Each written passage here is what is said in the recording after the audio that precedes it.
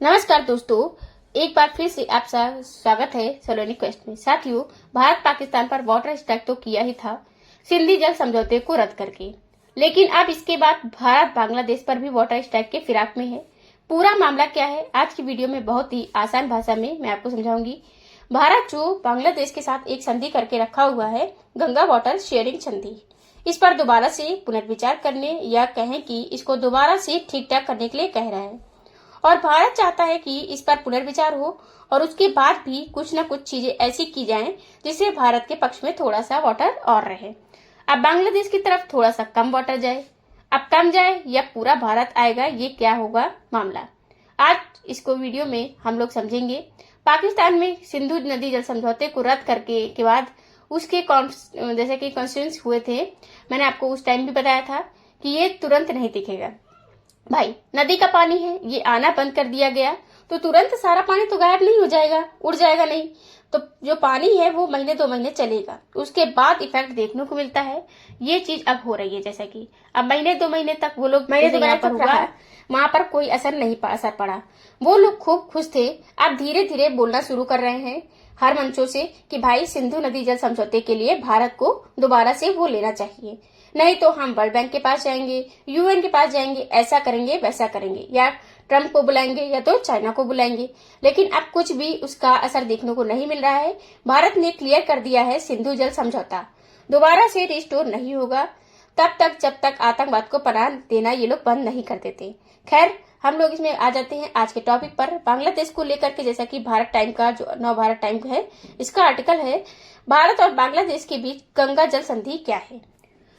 मोहम्मद यूनिस अब इसको क्यों लेकर के परेशान हो चुके हैं। मोहम्मद यूनिस, आप जानते हो, वर्तमान में वहां पर डायरेक्टर प्राइम मिनिस्टर के रूप में काम कर रहे हैं।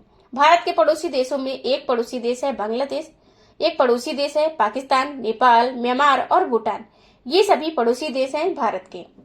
अब चाइना तो आप जानते ही हो।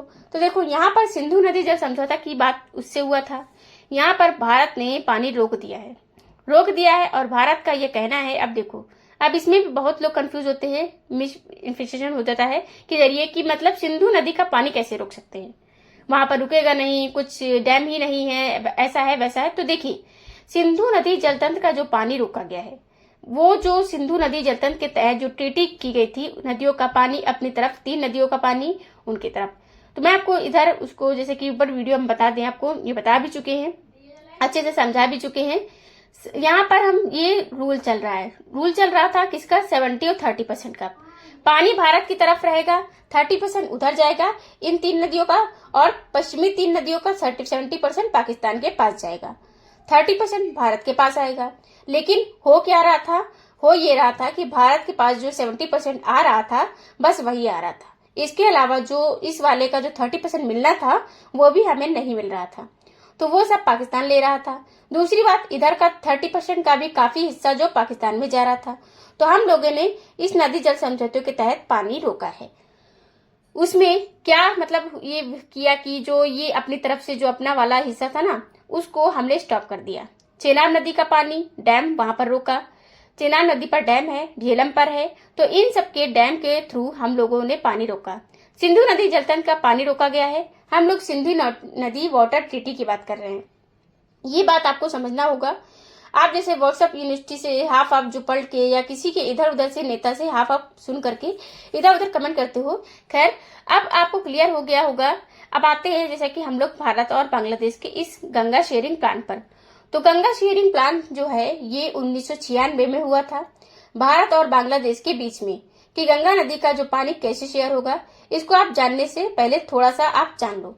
हम आपको बता दें कि ये जो एक अच्छा मैप होगा, अगर मैप में जैसे हम आपको शो करा रहे हैं, ये जो भारत और बांग्लादेश का बॉर्डर, यहाँ पर बता दें, ऐसे ही समझ लो कि यहाँ पर उत्तराखंड, जैसे आप जानते हो कहाँ पर पड़ता है, उत्तराखंड के बाद उत्तर प्रदेश है, इधर नेपाल है। अब उत्तराखंड में इधर गंगोत्री से निकलती है गंगा निकलती है, तो ये यहाँ से आकर के उत्तर प्रदेश, बिहार, पश्चिम बंगाल होते होते इधर आकर के बांग्लादेश से होते हुए बंगाल की खाड़ी में मिलती है।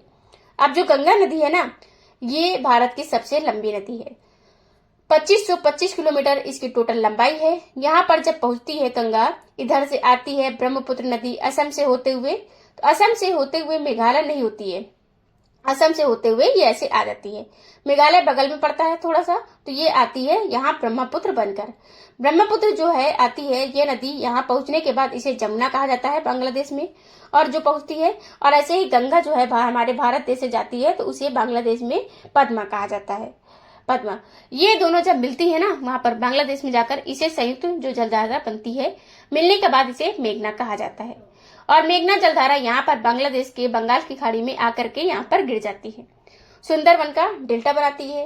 अब जब ये पानी आ रहा है यहाँ पर ना, तो पानी जब आ रहा है तो कितना जाएगा बांग्लादेश। बांग्लादेश थोड़ा सा ढलान टाइप में है जैसा कि, और थोड़ा सा ऊंचाई वाले एरिया में है, मतलब तो अब इनमें से पानी ढक करके कैसे हो जाएगा, इधर जाता है, ढलान है तो तभी ये पानी इधर चला जाता है बांग्लादेश में समुद्र में। तो ये पानी जो जाता है ना, किस प्रकार से जाएगा, इसके लिए एक फर्रुखाबाद जो उसी के तहत ये शेयरिंग की गई थी। अब आते हैं कब किया गया था इस मुद्दे पर।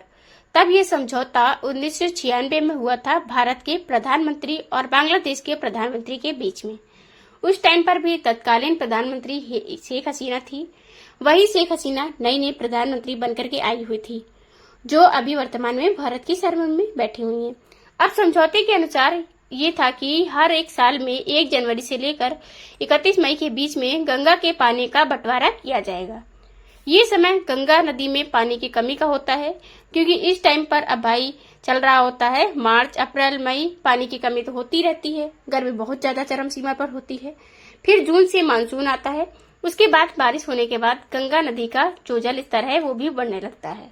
तो इस दौरान यहाँ पानी का जो मतलब शेयर करने की बात की गई है, थोड़ा बांग्लादेश को पानी और अगर एक्स्ट्रा मिल जाए तो वहाँ की खेती किसानी हो पाएगी अच्छे तरीके से।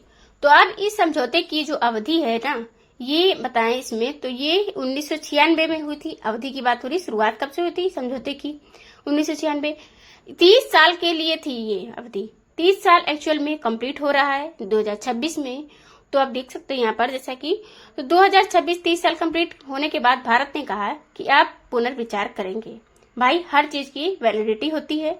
जैसे कि मान लो कोई चीज हुआ कि एक हम एग्रीमेंट किए हैं 10 साल के लिए किए हैं, तो 10 साल एग्रीमेंट पूरा हुआ तो हम दोबारा से एग्रीमेंट करेंगे, तो वही कोई जरूरी नहीं है कि पुराना वाला ही फिर से दोहराया जाए। इसलिए तो हम लोगों ने लिमिट रखा है भाई, इसीलिए तो एग्रीमेंट किया भी जाता है।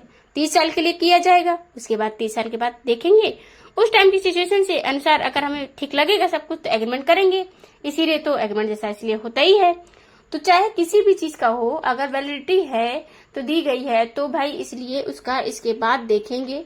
अगर सही सही सब रहा तो वही रिपीट मार देंगे, सही सही नहीं रहा तो कुछ सुधार की बात हुई तो सुधार करके तब आगे बढ़ेंगे। अब यही चाहता है भारत। भारत चाहता है कि भाई 2026 हम लोग अब आगे आने वाला जैसे करेंगे, तो अगला जो होगा उसमें 30 साल या 20 साल या जो भी टाइम के लिए करेंगे, उस समझौते में भारत को थोड़ा सा ज्यादा लाभ मिलना चाहिए। भारत में खेती किसानी थोड़ा बेहतर हो पाए, थोड़ा ज्यादा पानी मिल सके, इसलिए हम लोग विचार करेंगे। तो यहाँ 1996 के मतलब बात करें तो बांग्लादेश के बीच में ये विवाद जो था, विवाद को सुलझाने के लिए समझौता हुआ था।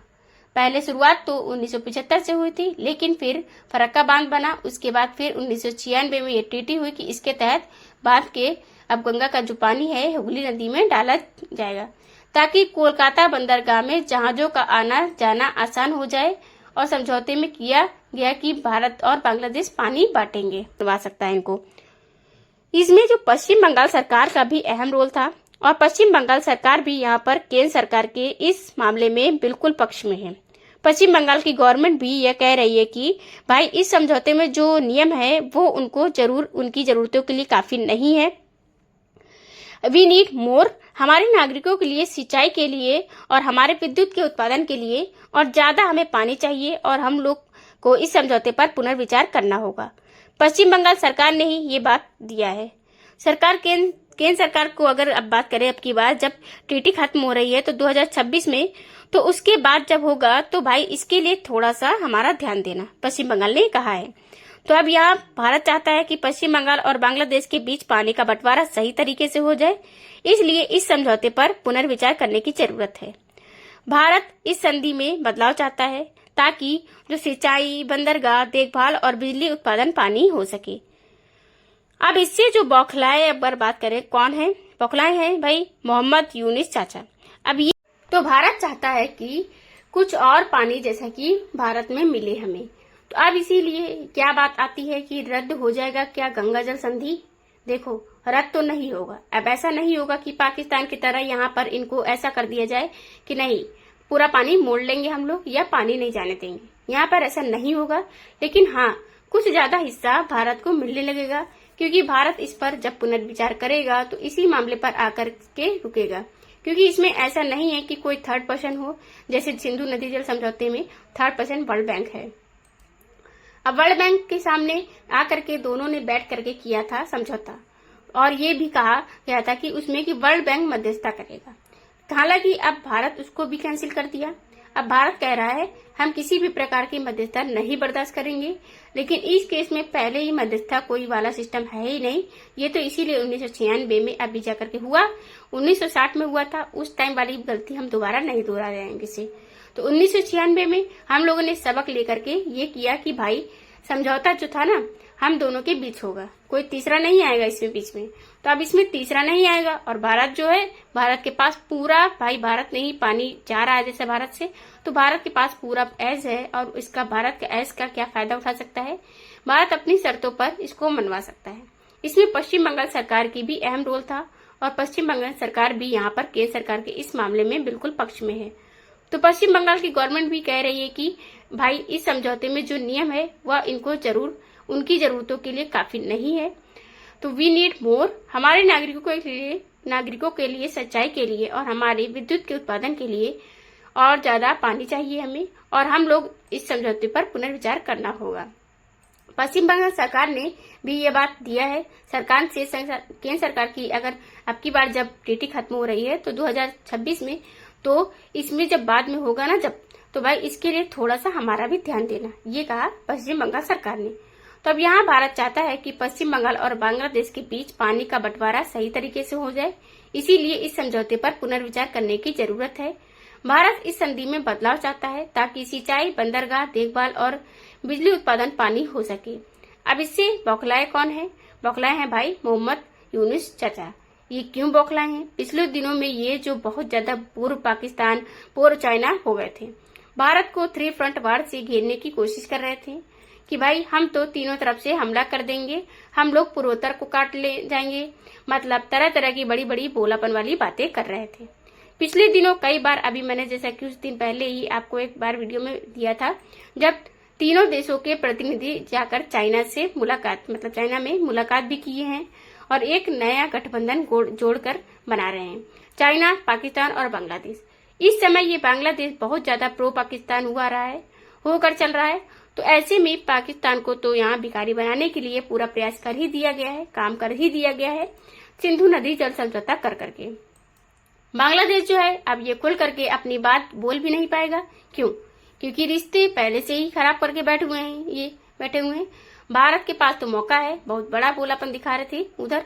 अब आओगे तो हम डायरेक्ट बोलेंगे कि भाई पानी जो जाता है हमारा, वो अब पानी हमारे हिसाब से जाएगा, हमारी भी अपनी जरूरतें हैं। जैसे यहाँ पर भारत ने कहा हमारी भी अपनी जरूरतें हैं, हम पानी अपनी तरफ मोड़ेंगे और इसके बाद इधर पंजाब, हरियाणा, राजस्थान होते हुए हम लोग यहाँ पर मोड़ेंगे। भाई हमारे यहाँ भी रेगिस्तान है, हम इसको इधर प्रोवाइड करेंगे। हमारे यहाँ भी खेती की सिंचाई के बहुत सारे संसाधन हो सकते हैं, हम लोग भी वाटर पर, अब तो नया सिस्टम चल गया है कि नदियों के ऊपर लगाए जा रहे हैं सोलर पैनल। तो जितना ज्यादा नदियां होंगी तो नदी से हम लोग उत्पादन करेंगे। अब ऊपर से नदियों के ऊपर सोलर पैनल लगा देंगे तो आराम से और सोलर का जो उत्पादन करेंगे और तमाम प्रकार के जो फायदे उठाएंगे। दूसरा, अडानी साहब भी लग गए हैं इसमें, कह रहे हैं कि बांग्लादेश जो है ना $900 मिलियन का बिजली बिल अभी बकाया रखा है, इसको चुकाओ जल्दी से जल्दी, वरना हम लीगल एक्शन की तरफ जाएंगे। कब्जे की बात करो, हम बिल की बात करेंगे। सही है, बिल पहले दो हमारा और उसके बाद बिजली का, मतलब नहीं तो सप्लाई जो हमारी तरफ से पानी की हो रही है वो ठप कर देंगे। तो विद्युत उत्पादन का इनका उत्पादन हो नहीं रहा है। विद्युत सप्लाई भारत से जाती थी वह भी ठप हो जाएगी, पानी सप्लाई भारत से जाती थी वो भी कम कर दिया जाएगा। तो अब बांग्लादेश की भी वह स्थिति आ जाएगी। देखो कभी कभी के ना, एक तुलसीदास जी ने कहा भी था रामचरितमानस में कि विनय न मानत जलत उजड़ गए 3 दिन बीत बोले, राम सको तब भयभीन हुए ना प्रीत है। तो यहाँ पर लास्ट वाली जो लाइन है ना, इसको जाइए, इसमें भयभीत वाली बात हो रही है। भयभीत हुए ना प्रीत, कभी कभी प्रीत के लिए, प्रेम के लिए ना भय बनाना भी जरूरी हो जाता है। जब तक पाकिस्तान को आसानी से समझाया जा रहा था 1960 से लेकर 2025 तक, तो हम लोगों ने कुछ नहीं बोला कि भाई सुधर जाओ सुधर जाओ, नहीं सुनाई पड़ा उनको। क्या हुआ फिर आखिर में, सिंधु जल संधि यहाँ पर रद्द कर दिया हम लोगों ने। अग्रेसिव हो, उनको लगा था हम लोग इतने एक्सेसिव नहीं हो पाएंगे, लेकिन अब उनको जब दिख गया कि क्या पावर है, तो अब वो भी नॉर्मल हो गए हैं। इसके बाद अब इनकी बारी आई है, इनको भी अब समझाया जा रहा है अच्छे से तरीके से, मान जाओ, लेकिन ये भी नहीं मान रहे हैं। हिंदुओं पर अत्याचार भी कर रहे हैं, वहां पर बांग्लादेशी हिंदुओं पर मंदिर वगैरह तोड़े जा रहे हैं। इसके अलावा भारत के खिलाफ लगे रहते हैं। भारत के ही देखो 3 तरफ से भारत से घिरे हुए हैं, समुद्र से भी। यहाँ पर इनकी जो सेना हमारी भारत की, उधर से भी ये लोग चारों तरफ से भारत में मतलब समुद्र से घिरे हुए हैं भारत की तरफ से। तुम बखान करते हो कहाँ का, चाइना का और पाकिस्तान का, पक्ष लेते हो चाइना पाकिस्तान का, भारत विरोधी गतिविधियां भी करते हो, तो जाओगे कहाँ। खैर, इनको भी अब जवाब दिया जाएगा। इस पर आपकी क्या राय है ये कमेंट करके जरूर बताइएगा। और हाँ, जैसे कि अगर आपको वीडियो अच्छी लगी है तो लाइक एंड शेयर जरूर कीजिएगा। चैनल पर नया है तो सब्सक्राइब कर लेना, बेल आइकन को ऑन कर लेना, जिससे कि आपको आगे की वीडियोस की नोटिफिकेशन मिलती रहे। पीडीएफ आपको कहाँ से मिलेगी, टेलीग्राम चैनल से मिलती है। टेलीग्राम चैनल का लिंक आपको डिस्क्रिप्शन बॉक्स में मिल जाएगा।